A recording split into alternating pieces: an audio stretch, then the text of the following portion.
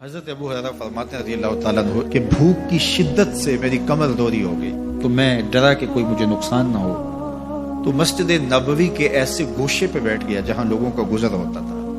میرا خیال یہ تھا کہ کوئی شخص مجھے دیکھے گا اور دیکھ کر کے پہچان جائے گا کہ مسئلہ کیا ہے، لیکن جو بھی گزرتا سلام کر کے چلا جاتا، شاید اسے جلدی ہوتی یا پھر ہستی پلکوں کے نیچے غم بھی پلتے ہیں، مگر کون دیکھتا ہے اتنی گہرائی میں۔ میں نے سوچا کہ ایک قدم اور آگے بڑھوں اور آنے والوں سے ہم کلام ہوں، جب میں ان سے بات کروں گا تو میرے لہجے سے وہ میری آواز کی شکستگی سے پہچان جائیں گے کہ میرا مسئلہ کیا ہے۔ تو کہتے ہیں حضرت عمر رضی اللہ تعالیٰ عنہ آئے، میں ان سے کوئی مسئلہ شرعیہ دریافت کیا، لیکن شاید انہیں بھی جلدی تھی، انہوں نے مسئلہ بتایا اور آگے بڑھ گئے۔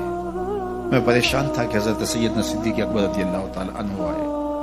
میں نے ان سے بھی قرآنی آیت کے بارے میں سوال کیا، لیکن وہ بھی جلدی میں تھے اور انہوں نے بس آیت بتائی اور آگے گزر گئے۔ تو فرماتے ہیں کہ میں ایک عجیب کیفیت میں مبتلا بیٹھا تھا کہ ایک جانب سے روشنی اٹھی اور دل و قلب و نگاہ کا مرشد اولین آ گیا۔ تو کہتے ہیں حضور آ گئے،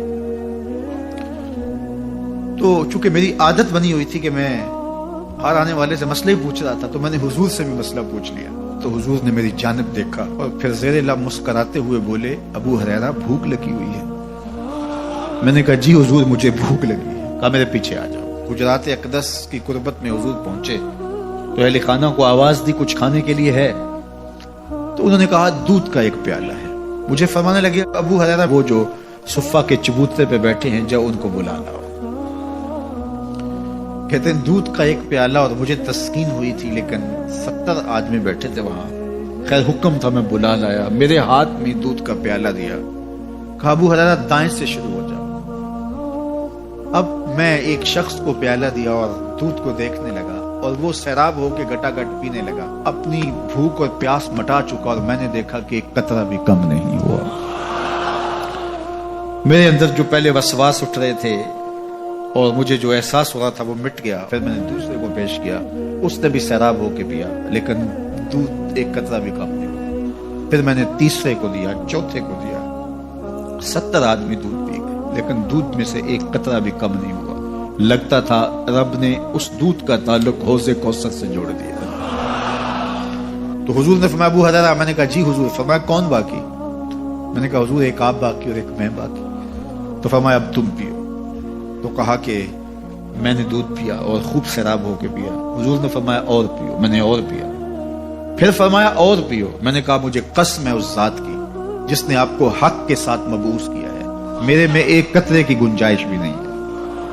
حضور نے میرے ہاتھ سے دودھ لیا اور خود نوش جان کرتے ہوئے فرمایا ساقی القوم آخرہم شربا، قوم کا جو ساقی ہوتا ہے وہ آخر میں پیتا ہے۔ تو دودھ کا ایک پیالہ 72 لوگوں کے لیے کافی ہو گیا۔